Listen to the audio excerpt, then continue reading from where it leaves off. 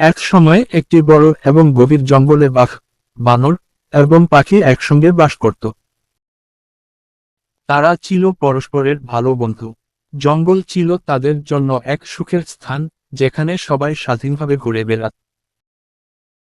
কিন্তু একদিন একটি ঘটনা তাদের বন্ধুত্ব এবং সাহসের পরীক্ষা নিল। শুরু। জঙ্গলের মাঝখানে ছিল একটি বিশাল বটগাছ। এটি ছিল তাদের প্রিয় মিলনস্থল। একদিন বানরটি গাছে বসে পাকা ফল খাচ্ছিল। পাখি পাশে বসে গান গাইছিল, আর বাঘটি নিচে শুয়ে বিশ্রাম নিচ্ছিল।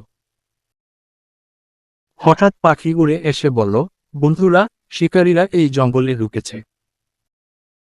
আমি তাদের বড় বন্দুক আর ফাঁদ দেখেছি। আমাদের কিছু করতে হবে। বানর চিন্তিত হয়ে বলল, কিন্তু কি করব? তারা যদি আমাদের ধরতে চায়, আমরা তো পালাতে পারবো না। বাঘ শান্ত স্বরে বলল, আমাদের একসঙ্গে কাজ করতে হবে। আমার একটি পরিকল্পনা আছে। পরিকল্পনা? বাঘ বলল, আমি শিকারীদের দৃষ্টি আকর্ষণ করব। বানর গাছে উঠে তাদের ফাঁদগুলোর অবস্থান দেখবে। পাখি আমাদের উপর থেকে সবকিছু জানাবে।